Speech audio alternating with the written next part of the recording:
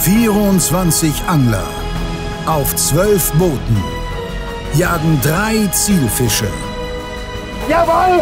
Mit fast 2000 PS auf riesigen Wasserflächen. Yes! Für einen Titel. Der YPC Boat 2022 wird präsentiert von Finnwal, Humminbird und LMAB. Hallo liebe YPC Boat Zuschauer und herzlich willkommen zur 7. Episode und damit zum Start des 2. Wettkampftages in Gruppe B. Wir ordnen kurz die Fänge des ersten Tages und den daraus resultierenden Zwischenstand ein. Top-Favorit Abu Garcia konnte seinem Ruf gerecht werden und liegt bereits bei über 700 Punkten. Für eine Verbesserung brauchen Freddy und Simon einen Fisch mit mindestens 81 Zählern. Die Art ist dabei egal. Frank und Tobi vom B1 Boats Center waren für die meisten Zuschauer wohl die größte Überraschung des ersten Tages. Auch ihr Scoreboard ist recht ausgeglichen. Das größte Verbesserungspotenzial liegt beim Hecht. Team Bullseye auf Platz 3 muss auf jeden Fall noch einiges für das Weiterkommen tun. Herbert und Markus haben zwar 2 Fische mit über 100 Punkten, doch noch fehlen 2 Fische zur Full Card und ein 54er Hecht ist auch noch in der Wertung. Westin mit André Schmidt und Philipp Teichert hat 4 Barsche in der Wertung, doch Zander und Hechte fehlen noch komplett. Umgekehrtes Bild bei LMAB. Mit 3 Zandern und einem Hecht brauchen Enrico und Daniel heute vor allem noch 2 Barsche. Die benötigt neben 2 Zandern auch Hearty Rice. Denn bei Josef und Pascal sind momentan 3 gute Hechte notiert.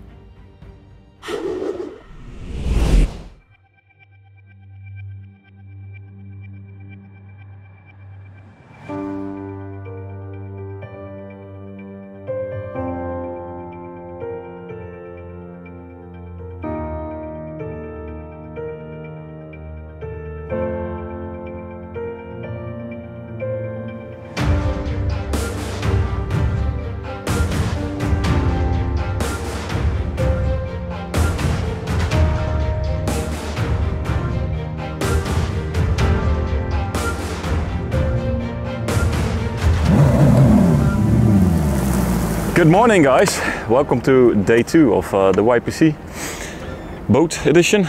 We're ready for the second day. Currently in the lead, but not comfortable. Everything can happen today. We have a little bit different circumstances today with a lot of wind. Wir haben einen sehr riskanten Plan vor heute. Wir werden also viel Zeit investieren, um einen Biss zu haben. Ja, also wir werden Freiwasserangeln auf große Hechte geworfen. Wenig Fische, aber also hoffentlich ein paar größere. Großes Risiko, aber hoffentlich auch ein hoher Gewinn. Yes, let's go. Let's go. Viel Spaß. Euch auch.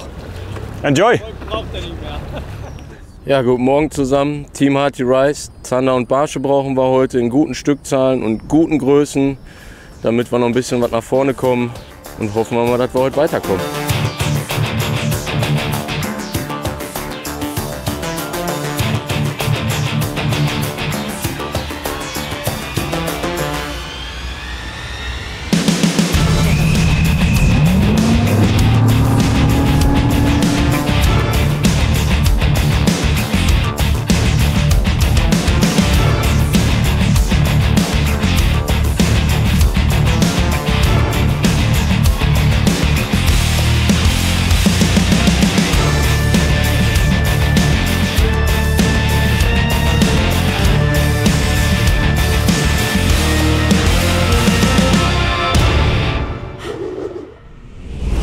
Simon hat es gesagt und ihr könnt es selbst sehen.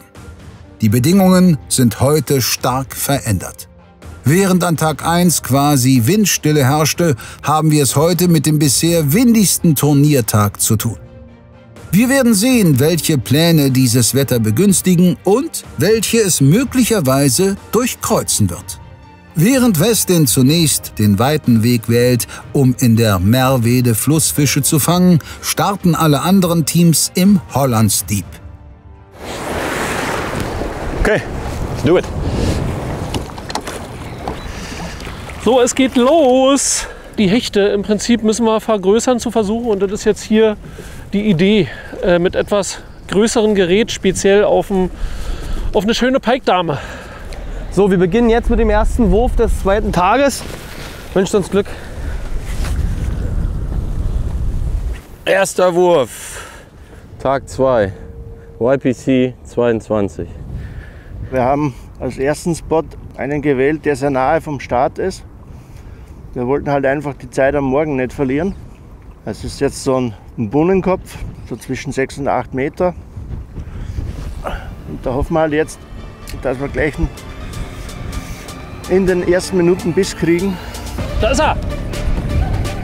Verkleinet, wa? Was ist mit dem Keschermann? Gibt's den hier? Oder? Ja, warte mal. Weg. Was war das? Zander. War ein Zander? War ein Zander, aber ein kleiner.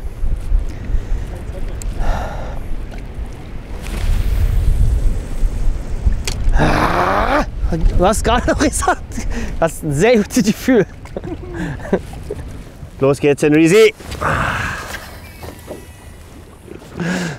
Ja, heute ist tatsächlich mein Geburtstag, auch eine Runde. Und wäre natürlich wünschenswert, uns selbst was zu beschenken, ein paar schöne Fische zu fangen. Es ist deutlich windiger. Also letztes Mal habe ich ständig gemerkt, wie wenig Wind es gab. Gar kein Wind und Sonne. Heute, das wird ihr nicht von uns hören. Wenn wir merken, dann wird es wäre zu viel Wind dieses Mal. Ihr wisst schon, für einen Angler ist es fast nie richtig sozusagen. Gestern war ganz schön an unserem Off-Tag. Da war es herrlich, das Wetter. Also das hier ist jetzt noch der Anfang vom Übel. Denn der Wind wird noch mal auffrischen und viel stärker werden. Gemeldet ist eine 4 in Böen 6. Unsere Taktik für heute ist, einen Hecht noch in die Wertung zu bringen, optimalerweise ein bisschen größer. Und ein Zander-Upgrade irgendwo zu schaffen. Ja, und dann vielleicht 3 oder 4 Ü40er Barsche und dann, wenn das nicht reicht, dann reicht es halt nicht. Fisch!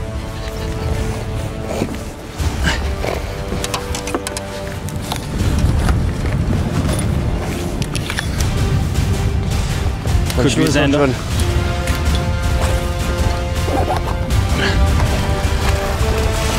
it is Zander, man! It is a Zander. Good start, my boy. Good start. Hier noch einer der ersten Prototypen. Köfi Multivibe. Augen habe ich noch selber geklebt. Oh, der hing auch gut. Okay, erster Fisch an Bord. Und der ist 60. Okay, 60er Zander. Ein Wahnsinnsstart. Fantastischer Fisch.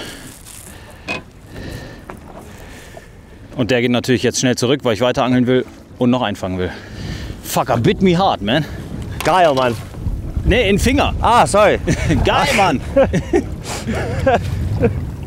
Völlig anders als am ersten Tag, an dem es bei LMAB Stunden bis zum ersten Biss dauerte, gibt es von Enrico und Daniel einen Blitzstart.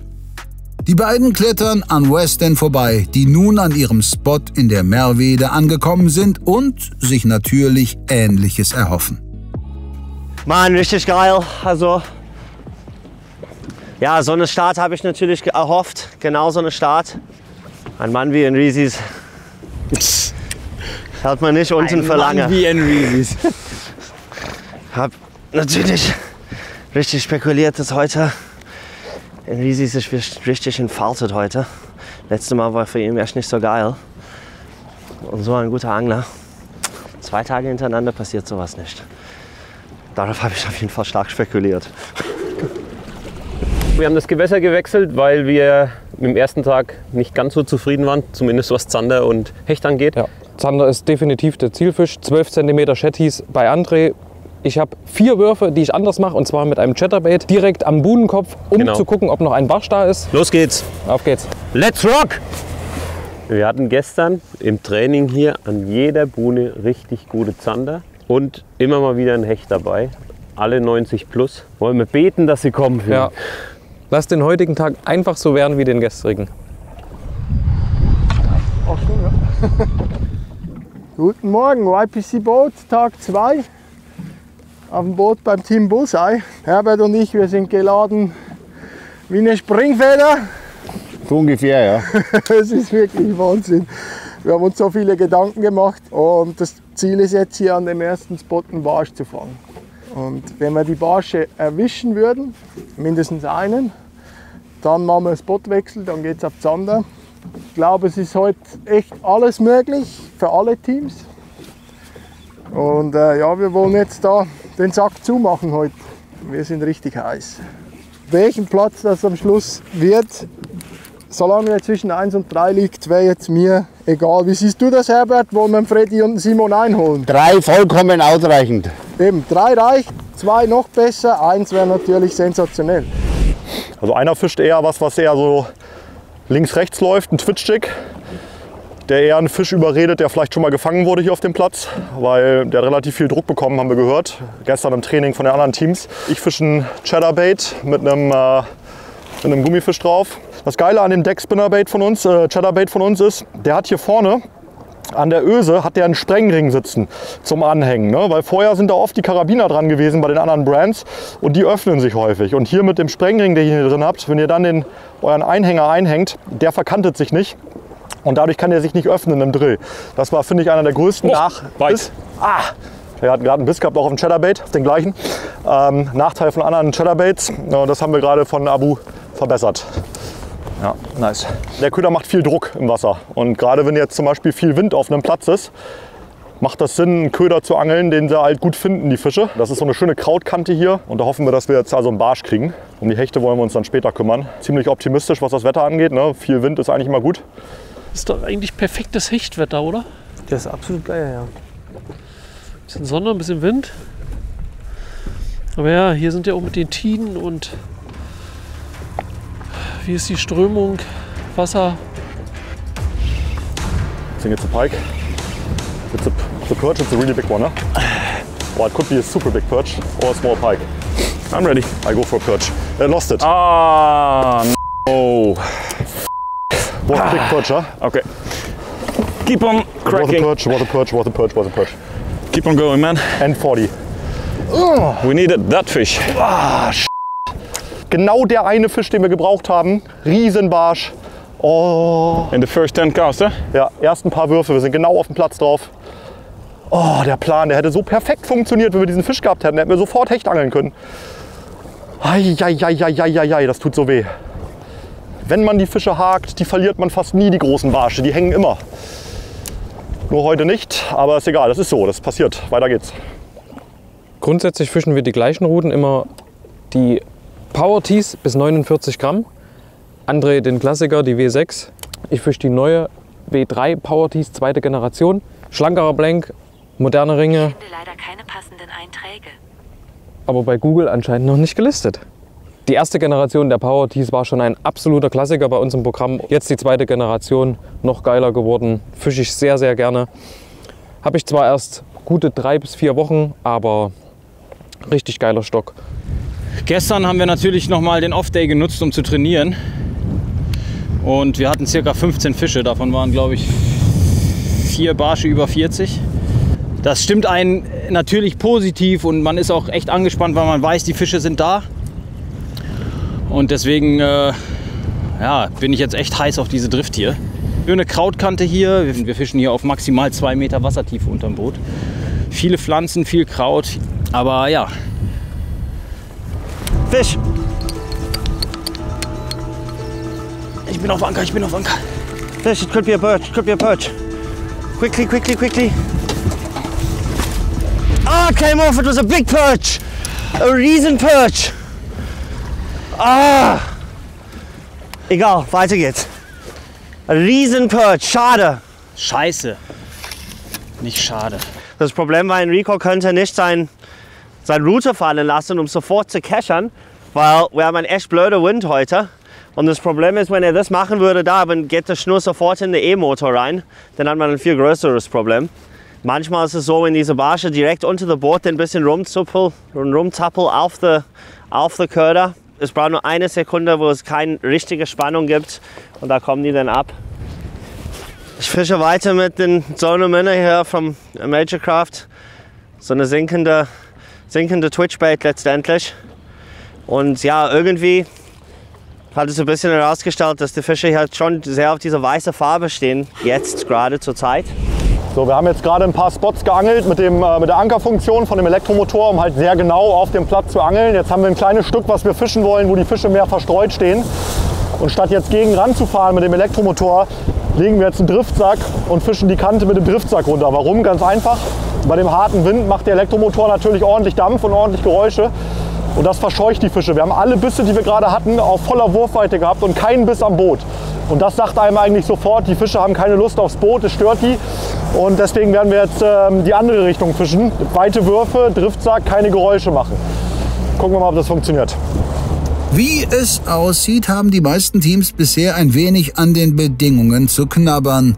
Bei Hearty Rice steht sogar schon der erste Spotwechsel an. Wir werden jetzt kurze Steps an den Spots machen, gucken, ob die Fische aktiv sind, ob sie flach oder tief stehen. Gummifisch, Wobbler, Twitchbait, was auch immer. Und dann, wir müssen heute richtig Gas geben, um die Fische voll zu kriegen. So, erster Spot, fast eine Dreiviertelstunde geangelt. Ein Nachläufer, ein kleiner Zander, der ausgestiegen ist. Jetzt fahren wir zum nächsten Spot. Ein paar Minuten, ein Stück entfernt, aber nicht so weit wie am ersten Tag. Also wir ändern aber das Gebiet. Gewässerwechsel bei B1.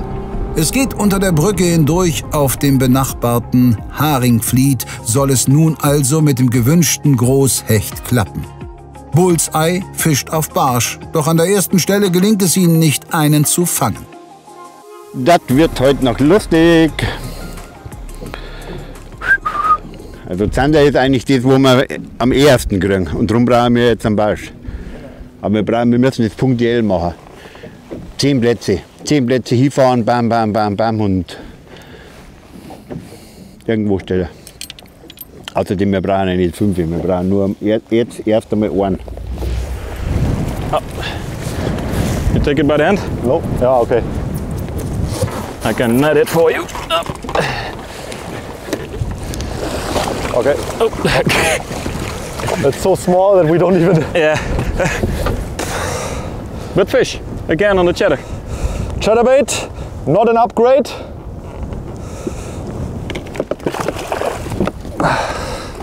Fish. Oh. Come on. Can't be true. Gerade wieder einen Biss gehabt. Einen richtig schönen Tock, richtig trocken. Also das sind alles große Barsche. Nicht gehakt den Fisch, nicht gespürt, gar nichts. Nur einen kurzen harten Tock gehabt, angehauen, wie ins Leere geschlagen. Keine Chance, den Fisch zu haken. Ist bitter, weil wir wirklich nur noch einen großen Barsch haben wollen. Und dann sollen wir sofort auf Hecht fischen. Gerade bei dem Wind jetzt. Zeit rennt. Wir geben alles. Wir geben richtig Gas gerade. Wir fischen so schnell wir können. Die Spots so sauber, so können wir können durch bei dem Wind. Einen Barsch. Alles, was wir brauchen. Einen großen Barsch. Pike. Pike. Small one. Okay.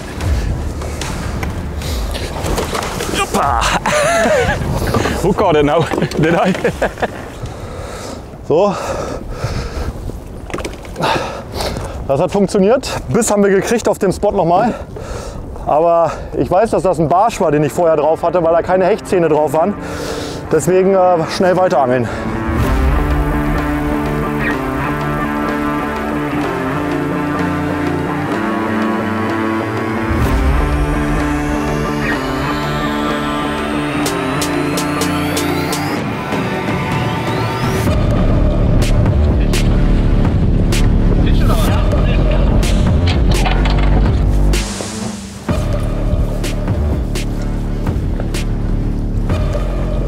Okay, bleib da. Alles cool.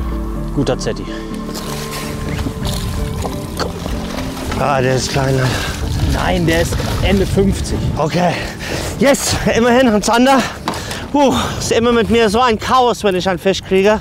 Allerdings. Da habe ich fast die Ruten gebrochen. Mein Gott, das ist immer so eine Sache mit mir, mit der Fische. Gut gecachert, Denisi.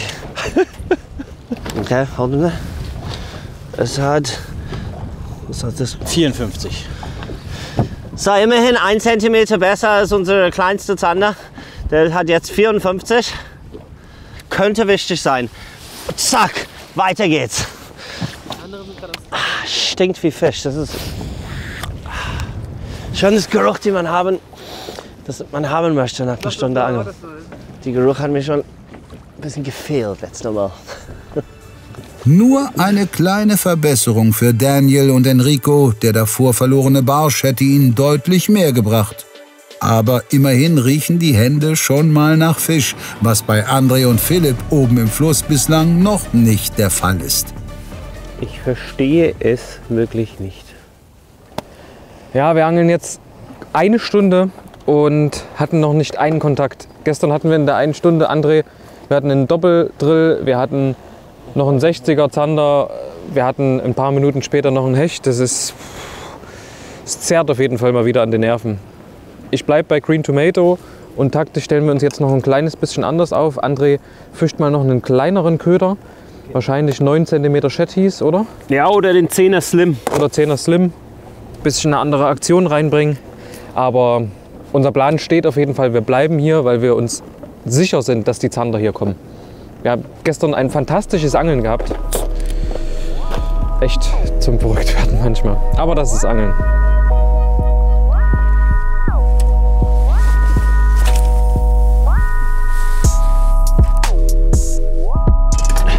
It's a pike.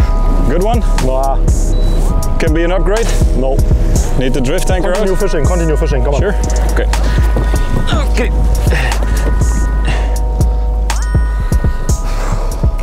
Yeah, it can be 80. Yeah. Can be an upgrade. Good job. Okay with the drift back and the engine? Yeah. Yeah? Yeah. Should be okay? Yeah. Berkeley Power Swimmer and the Dex spinnerbait. Ah. Yes, that's an upgrade, my friend. Yes, boy. You touching there? I'm touching the front. Mouth closed, here we go. Oh, can be 89 if we. Ja. Ich habe auf den Chatterbait mit dem Skirt gewechselt und das scheinen die Fische gerade zu mögen. Auf unserem Barschplatz stehen die Dinger natürlich auch rum, deswegen auf jeden Fall mal ein Vorfach angeln. Nicht nur, weil es Minuspunkte gibt, wenn man die abreißt, die Fische, sondern auch den Fischen zur Liebe. Es macht einfach Sinn, mit dem Vorfach zu angeln, weil die Hechte immer auf den Barschplätzen rumstehen. Ne? So, wir setzen hier jetzt schnell zurück, um noch schnell weiter auf den Barsch zu angeln, den wir fangen wollen. Good job, my friend. Thank you. Good job. That's how we like it.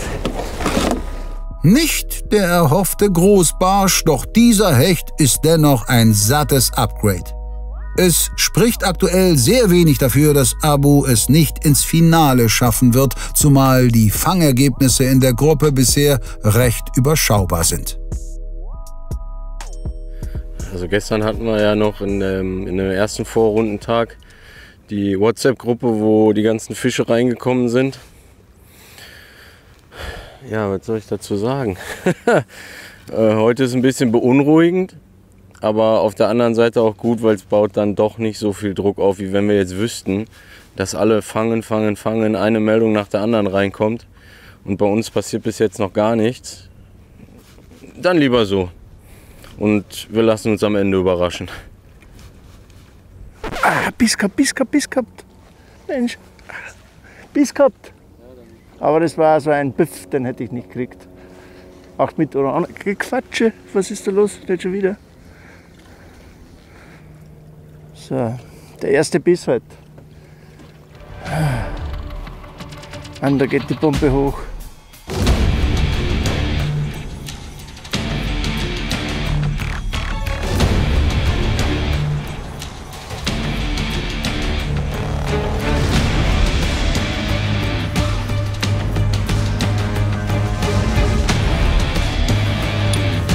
Jetzt am Boot genommen.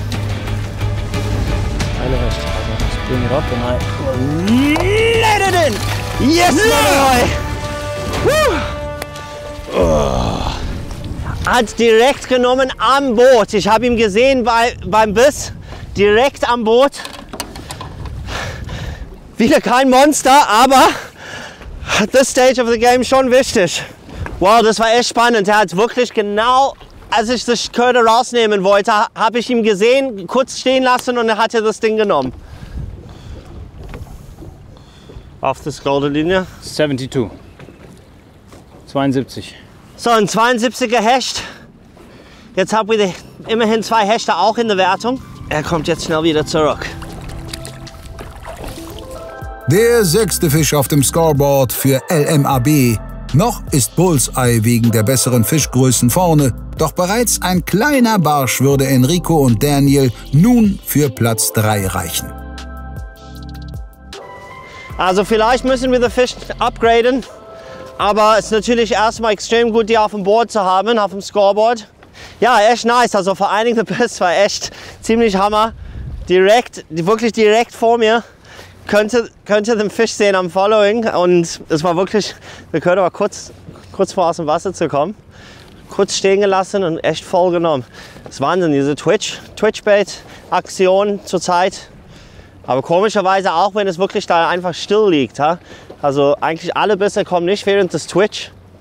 Also die kommen immer, wenn man einfach kurz wartet.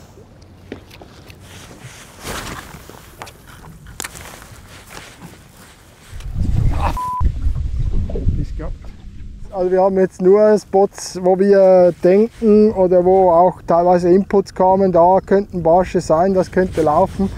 Und das probieren wir jetzt. Vorher zum Glück den ersten Kontakt gehabt, aber es ist halt echt, weiß jeder Angler selber. Du kannst einen Spot fischen, 9 Stunden am Tag und in 5 Minuten ist die massivste Beizeit und vorher und nachher nichts. Und das kann halt hier genauso passieren, darum müssen wir irgendwie mal schaffen, an dem Spot zu sein, wo dann die Fische auch gerade fressen. Herbert hatte vor den ersten Kontakt. Jetzt hoffen wir, dass einfach noch mal einer hängen bleibt, so bald wie möglich. Naja, irgendwo wird der Barsch schon zu Hause sein, oder gesagt. Irgendwo.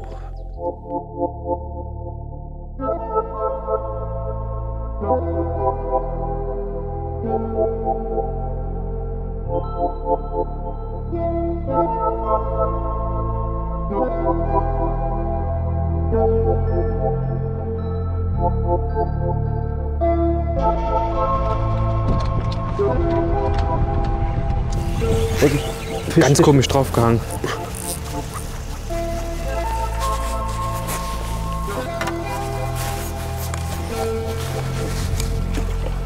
Brassen? Hecht. Hecht. Der hat einen gefunden.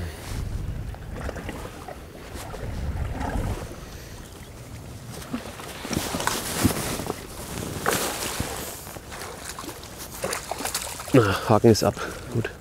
Kleiner aufgeregter Hecht, leider in dem Bereich gehakt. Der hat sich drüber geschoben, habe ich gemerkt im Jiggen.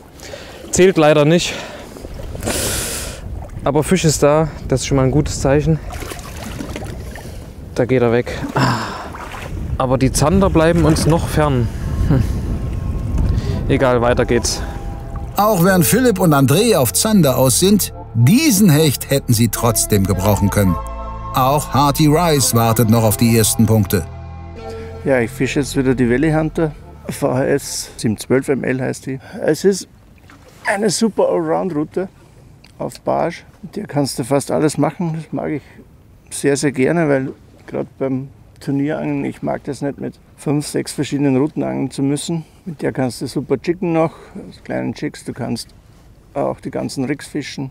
Die kleinen Twitch-Baits angeln, du kannst Cranks angeln. Für die Länge der Route, die ist ja so 1,15 m, lädt es sich auch super auf. Man hat super Wurfweite, also das ist wirklich meine Lieblingsroute auf Barsch. Kraut. Hey, ich bin eine Pumpe! Ja, ich bin ein alter Mann. Leben in der Bude. Bisschen den Puls hochgetrieben jetzt und dann, jetzt kommt der Fisch. Ich bin so davon überzeugt, dass wir auf jeden Fall zumindest jetzt noch einen Barsch hier bekommen. Hei. So, alle wach?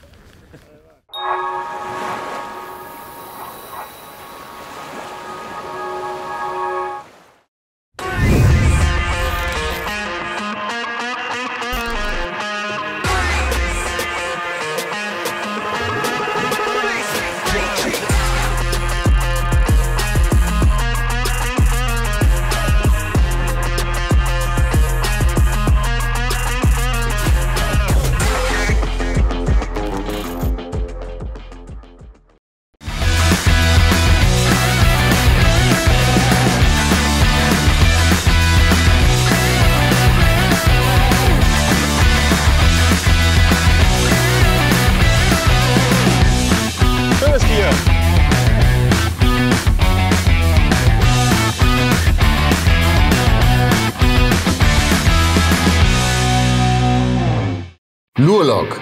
Robuste Angelboxen, entwickelt von Turnieranglern, hergestellt in den USA, ausgestattet mit dem gewissen Extra. Eine neuartige Technologie, die dein Tackle an Ort und Stelle hält, bis du es benutzen möchtest. Köder, Gewichte und Haken haften zuverlässig in der Box, so gehören ausgekippte Kisten, Hakensalate und Kratzer auf deinen hochwertigen Hardbaits der Vergangenheit an. Das in den USA produzierte TechLogic Gel ist geruchsneutral und pflegeleicht. Es haften keinerlei Rückstände am Köder. Lure-Lock, die Revolution in deiner Angeltasche.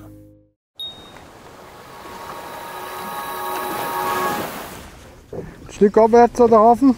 Nein, da jetzt gleich. Fahren über da. Haken wir den ab. 10 Minuten, zack, bumm, nächste Stelle. Run and gun!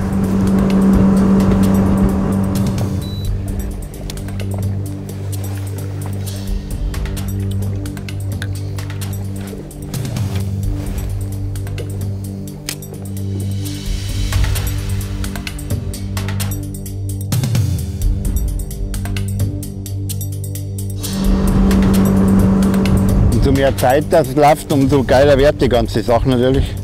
Wir werden noch einen Barsch fangen. Wir werden noch einen fangen. Ja, wo sind die Barsche heute hin, Josef? Ich weiß es nicht. Gestern waren sie da im Training. Jetzt sind sie weg. Man weiß es nicht. Ja. Jetzt werden wir erstmal noch einen kleinen Spotwechsel machen und gucken, ob wir vielleicht doch noch mal die Zander probieren und nachher noch mal wiederkommen. Vielleicht haben sie ja einfach noch keinen Hunger, sind nicht da, sind nicht am Platz. Wir wissen es nicht. Wir geben alles.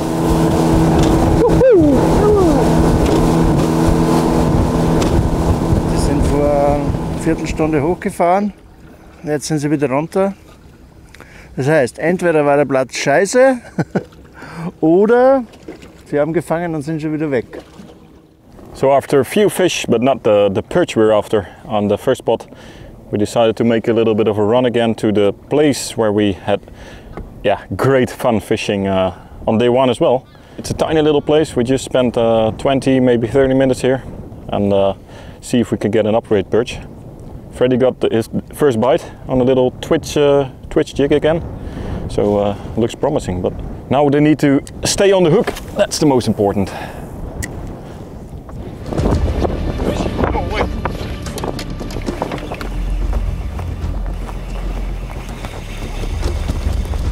Oof, that one we need. Yeah, boy! Is it an upgrade, is it? Yes, it is an upgrade. Okay, cast. Go, yep. go. Yep. Yes. Yeah, boy! Let's hope it's an upgrade. It's not a big upgrade if it is one. No, okay. Ja, wir haben jetzt hier nochmal einen Barsch gekriegt auf einem Spot, den wir extra für den Barsch angefahren haben. Aber ich glaube, das wird ganz eng mit dem Upgrade. Nope. Ah, 40. Schöner Fisch. Herrlich die Barsche, ne? Volle Wurfweite, Twitchig von Berkeley, herrlich. Ein richtig schöner Barsch, der 3 anderen Teams, nämlich Bullseye, LMAB und Hearty Rice, deutlich mehr bringen würde als Abu. B1 hat die Barsche auch schon voll. Sie sind weiter auf der Suche nach einem großen Hecht. Aber es macht Spaß, die Dinger zu werfen. Und die Chance ist ja, dass da mal ein Okolyt dran geht. Das ist genau das richtige Ding. Werfen. 2 Hechte. 2 Hechte brauchen wir. Da wird der Motor ganz schön leisten halten müssen. Wind und Strömung da unten. Ja. Heute Abend sind die Akkus leer, nicht nur beim Motor. Apropos Akku leer. Mir gestern aufgefallen, man merkt, dass man lange unterwegs ist, wenn man Zähne putzen will, drückst auf die elektrische Zahnbürste und nichts passiert. Aber ich drücke jeden Abend wieder drauf in der Hoffnung, dass sie nochmal sich bewegt.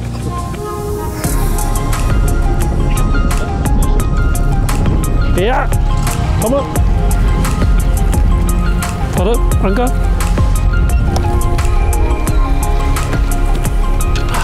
Komm mal. Zander! Oh, ein Zander! Ey, Alter, noch besser! Ey, Zander! Sehr gut. Oh, Gott sei Dank. Ein schöner! Ein schöner! Oh, scheiße. Guckt euch das an. Schöner Zetti. Voll Wolle genommen, den Gummi. Voll inhaliert. Der hilft uns weiter, du. Hilft uns weiter? Ja. Na klar. So, warte mal, ich geh mal hier unten ran, das ist immer besser, dann sieht man das besser. 62. Oh, Alter. Alter, Petri. Richtig gut. Richtig gut. Ah, den haben wir gebraucht. War wieder ein bisschen zäh bis jetzt. 10:38 Uhr. Wir haben noch ein bisschen. Ah, Tobi. Und nach Köderwechsel. Dutchhead, den kleinen. Ja. Ist ja voll Motorfloh. Oh, gute Entscheidung. Ein schöner Beifangzander, der B1 dennoch weiterbringt. Ein 73er Hecht fliegt aus der Wertung, was ein Upgrade von über 7 Punkten bedeutet. Markus und Herbert wechseln nicht nur fleißig die Spots. Um den gewünschten Barsch zu fangen, wird auch mit den Ködern viel variiert. Ich habe jetzt hauptsächlich Jigspinner, Chatterbait und Gummifisch geworfen. Das mache ich alles mit der Lucky Luck, 2,25 bis 21 Gramm Wurfgewicht. Wenn man die ausmisst, hat die ein bisschen mehr, aber es soll ja eine richtig kräftige, zackige Jigge sein. Daher ist mit 21 Gramm angegeben, hat aber, wenn man es genau nimmt, so 28 rum. Das ist jetzt natürlich auch komplett neu, im Training hat man nie Wind. Das kann sein, dass da, wo der Wind draufsteht, richtig Massaker ist oder eben nicht. Je nach Stelle, und das müssen wir jetzt halt im Turnier rausfinden, weil wir hatten die Bedingungen nie. Und daher drückt uns die Daumen, dass wir noch zum Barsch kommen. Die nächste Buhne. Auch hier Run and Gun. Ein paar Würfe gemacht, kam nichts. Weiter geht's.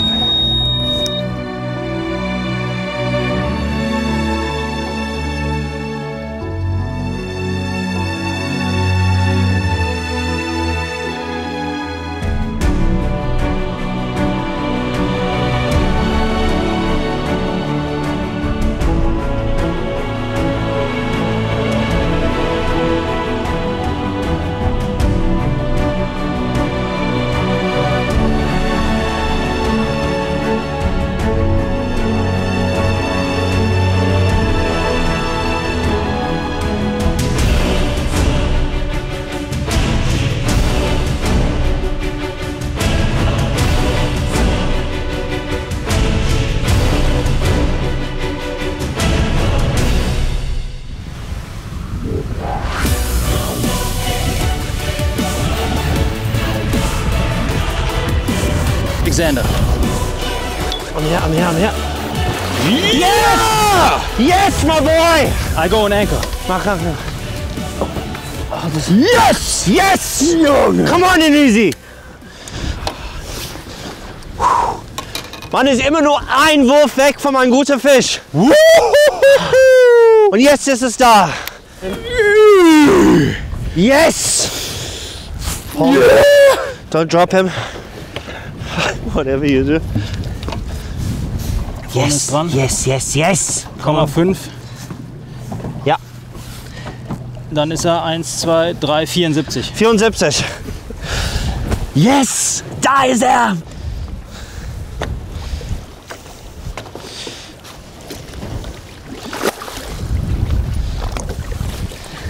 Ja, Mann! Geil! Das ist der Köder meines Vertrauens gewesen. Ich habe jetzt ein bisschen größer gefischt. Immer noch einer der ersten Prototypen. Nicht mal der Kopf lackiert. Die Augen habe ich selber geklebt. Das Blade ist noch nicht mal lackiert oder poliert. Aber trotzdem fängt das Ding richtig geile Fische. Hier jetzt mit dem Drunkbait Double Tail. Auch einer der ersten Prototypen.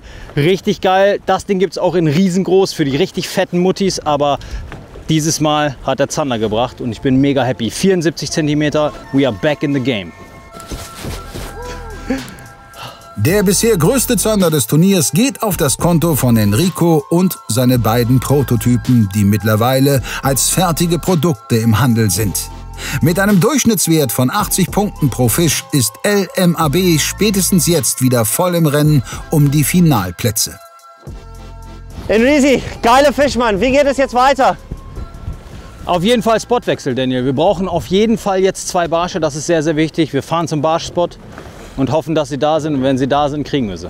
Das ist eine Ansage, freue ich mich darauf. Wir müssen tatsächlich jetzt erstmal schleusen und dann quer durch den ganzen See. Das wird echt eine wilde Fahrt, aber ich freue mich sehr. Vor allen Dingen, das war echt ein Geburtstagsgeschenk. Danke, Mann.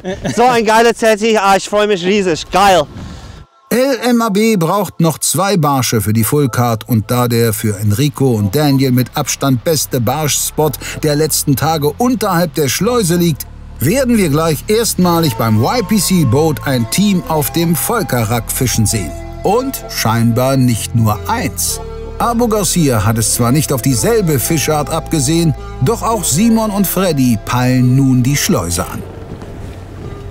So, to get the upgrade for the big bike, we want to pass the sluice to Volkerak. And in order not to lose too much time, we try to really get the timing right with the sluicing of the to go to the other side.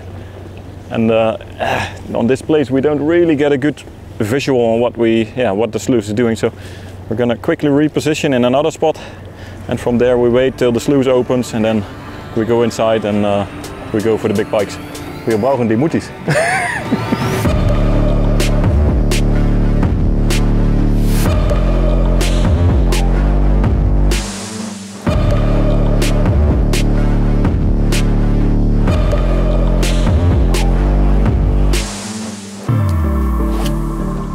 Yeah, good morning. We would like to go over from Hollandsdiepen to the Volkerak, please. Thank you very much. Da sieht man mal beim Schleusen, wo die anderen sich rumtreiben. Ja. Ich gehe mal davon aus, sie wollen dicke Barsche fangen. Auch gar keine doofe Idee. Die Jungs werden jetzt genau wie wir gleich den See wechseln. Das sagt mir, dass die Barsche, die Zander voll haben, wahrscheinlich auch die Hechte voll haben und jetzt upgraden wollen. Wir scheinen den gleichen Plan zu haben. Wird spannend. Ich bin gespannt, ob wir die sehen auf dem Wasser gleich. Das Spannende ist, man kann ein bisschen zuschauen. Wir warten jetzt zum Schleusen. Leider geht die Zeit weg von uns. Das haben wir damit gerechnet. Und bis dahin kann man sehen, ob Freddy und Simon vielleicht auch ein Barsch herauszuppeln. How they take all the time in the world, it looks so cool. Yeah, they chill out, huh? Yeah, they must have got their cart full. Ja. Vielleicht ändern wir unseren Plan ganz kurzfristig.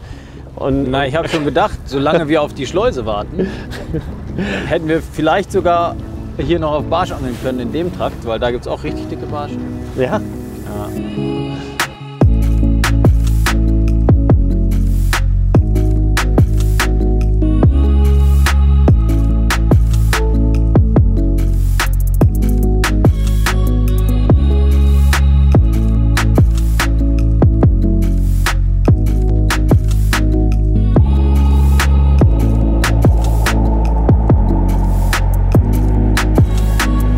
Okay, let's go, Timmy.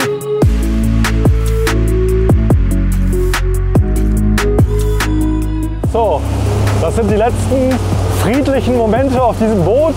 Wir hatten einen schönen Tag mit bisschen Wind, bisschen Welle. Jetzt geht's rein in den Wind. Spielzeugruten kommen jetzt ins Fach, Hechtruten kommen raus. Big waves, big pipe, hopefully. Ja, doch, Freddy Boy kommt auch. Wir haben ihn gestern gesehen am Trainieren auf der gleichen See, wo wir jetzt auch hinfahren. Er meinte, Daniel, wir werden versuchen, eine richtig große Hecht zu fangen. Also ich könnte mir vorstellen, er stellt sich da in ein bisschen tieferen Wasser und versucht im Freiwasser einen großen Fisch zu fangen. Kann ich mir gut vorstellen. Wir haben natürlich einen ganz anderen Plan. Sounded like a good plan anyway. I was explaining your plan. Ah. That was your plan and it was a good one. Yeah, well, let's hope. Berkeley sick flanker in 20 centimeter, 20 gram jig head in front. See what happens. This is the lure that brought a really big pike yesterday. 1.15 meters. Hope she's still there, or one of her bigger sisters.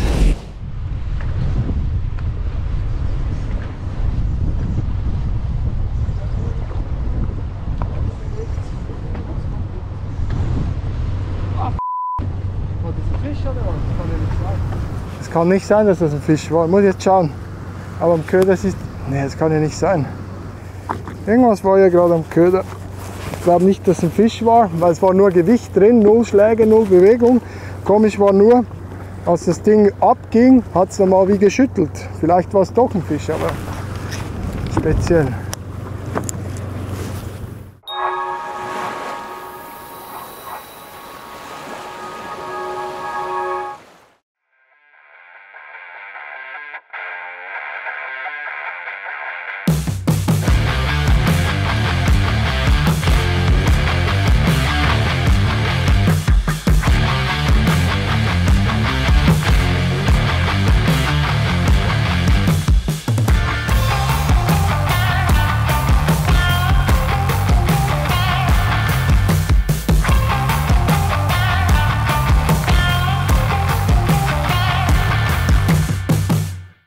Welches Boot passt zu dir?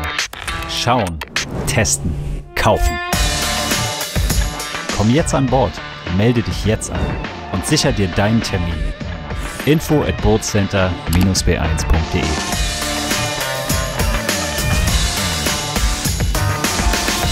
Wir bauen dein Boot nach deinen Wünschen.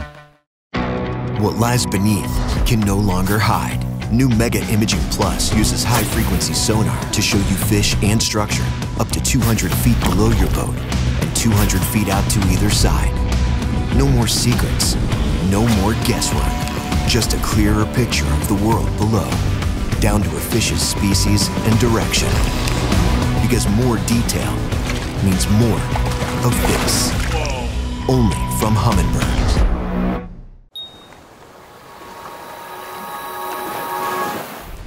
Ja, der Wind hat zugenommen und um das Boot besser in ihr Drift zu halten, verwende ich das Fußpedal und kann den ganz easy den Motor steuern und das Boot immer quer zur Welle halten, sodass wir hier eine ordentliche Drift ablegen. Macht sich super. Da draußen pfeift der Wind. Ein paar letzte Energie-Schokoladenüsse. Und jetzt geht's los. LMAB und Abu sind bereit für die großen Volkerer-Quellen, doch auch bei Hearty Rice auf dem Hollandsdieb wird es zusehends ungemütlicher. Ich sag euch Leute, das sind Zustände heute hier, aber ist einfach das geilste Hobby der Welt. Und übrigens ganz großes Chapeau für unseren Kameramann, der die ganze Tortur hier mit uns mitmacht. Wind 4 bis 5, Böen bis 52 km/h heute. Macht das Angeln und das Bootsfahren nicht komplett einfach. Aber wir müssen heute noch liefern. Fisch, Fisch, Fisch! Come on! Arsch! Aber er ist zu klein. Es ist eine Gattung. Vielleicht hat er die 22, dass wir zumindest mal anschreiben heute. Genau 22. Wir haben angeschrieben. Danke und tschüss. Auch wenn er so klein ist, ist es mal eine Erlösung, dass endlich mal ein Fisch fällt. Nach 3,5 Stunden so ein kleiner Scheißer. Aber okay. Jetzt machen wir noch ein paar Würfe, dann fahren wir in den Hafen, holen wir die Brüder und Schwester von dem Kleinen, damit wir endlich mal die Barge haben und uns den Zandern widmen können. Alles andere macht momentan gar keinen Sinn für uns.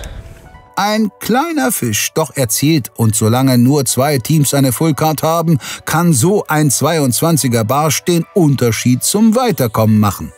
Hearty Rice verlässt auf jeden Fall den letzten Platz, während LMAB auf der favorisierten Barschstelle angekommen ist.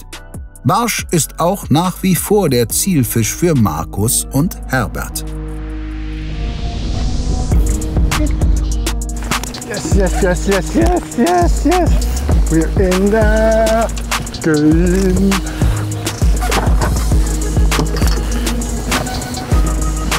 Nur ruhig, ja? Rute nicht so hoch, nicht das ausschnitzt. Rute nicht so hoch, Rute nicht so hoch. Ah, scheiße, jetzt haben wir. Aber immerhin. Fisch, aber nicht unser Zielfisch, Petri, Herbie. 61, ja? Ja. Leider schaut der Barsch bei uns ein bisschen anders aus. Zu heiß gewaschen. Kein Barsch, doch dieser Superzander hilft Bullseye, die erst einen Zander in der Wertung hatten, logischerweise trotzdem weiter. LMAB, die bis auf unter 20 Punkte herangerückt waren, sind ihnen nun nicht mehr ganz so dicht auf den Fersen. Der Fisch scheint Auswirkungen auf den Tagesplan von Markus und Herbert zu haben. Eigentlich können wir den Zanderspot jetzt einlassen, theoretisch. Weil den zweiten Wertungsfisch haben wir, jetzt brauchen wir den Barsch. Ja, aber wir müssen auch noch den einen Ding rausfangen. Ja, aber da können wir auch einen zweiten Barsch fangen oder später nochmal einen Zander. Wir haben noch 4 Stunden dann. Also Ja, aber wir haben auch schon fast 4 gemacht. Wenn die Schweine heute keinen Bock haben. Danach sieht es eher aus heute, weil wir waren gute Stellen dabei, wo wir gefischt haben. Ja, aber wir fangen noch einen Zander. Wir fangen nur an. Wir müssen sowieso pokern. Aber wenn wir dann keine Zeit mehr haben, dass wir den kleinen Hecht rausbringen, dann hilft uns der Scheißdreck auch nichts. Ja, es ist Zwickmühle. Ah! Das war ein Woller. Was? Ein Woller. Wupp, wupp, wupp, wupp, wupp. Ich hab mir Schnur runtergerissen jetzt. Komm, was Normales. Kein Woller, kein kleiner Barsch. Bitte einen 70er Zander oder so. Irgendwas Vernünftiges.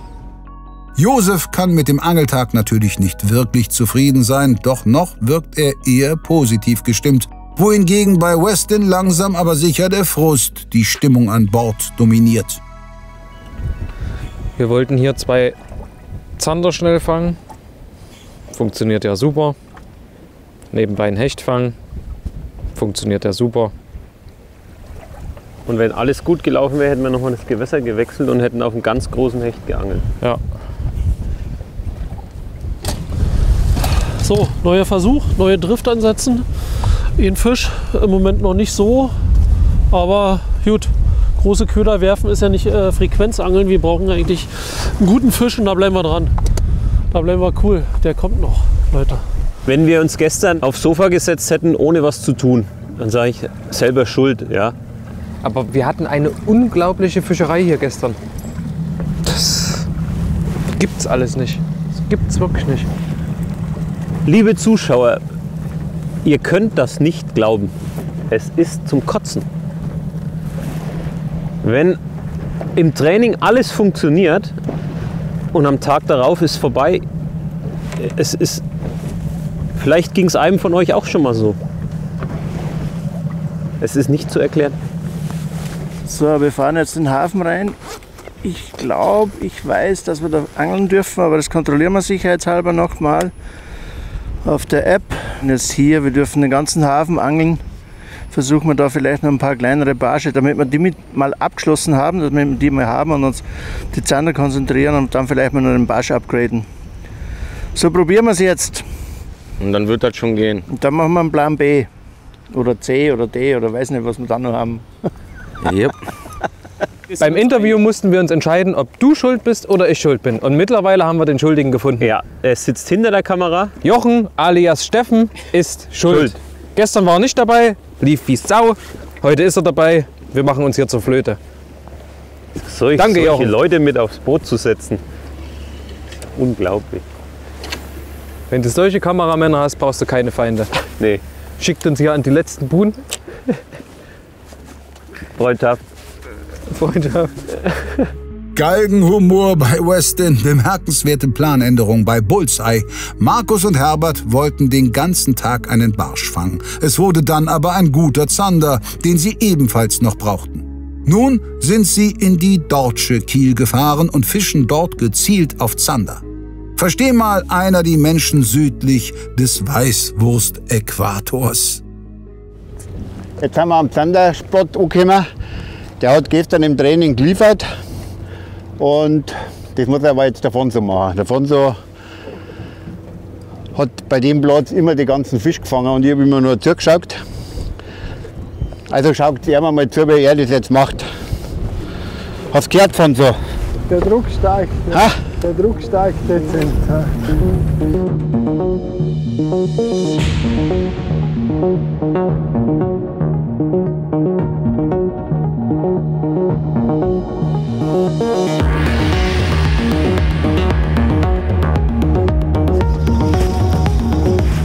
Aber ist ein kleiner Aberfisch.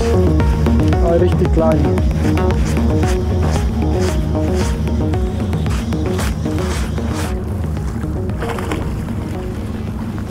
Kleiner Zander, das ist der kleinste überhaupt, den wir hier jeweils hatten. Da kommt der große jetzt auch noch. 45. Immerhin mal ein Fisch bei mir, das war der kleinste Zander, den wir hier überhaupt gefangen haben, aber ich glaube, das geht erst gerade los. Also ich bin nach wie vor zuversichtlich. Immerhin hatte ich jetzt mal einen Kontakt, weil bei mir ist ein bisschen der Wurm drin heute. Wir fangen auf den Goofy, der hat auch hier im Training brutal geliefert, also wirklich, hier sind wir hingefahren, ein paar Würfe, ein paar Fische, 10 cm Goofy, sehr geil. Nun gut. Wenn die Zander so schnell kommen, dann ist es vielleicht doch keine so schlechte Idee, hier zunächst nochmal abzugraden. Selbst der kleine Zander hilft, das Board um 4,5 Zähler zu verbessern. Ein kleiner Hecht geht aus der Wertung.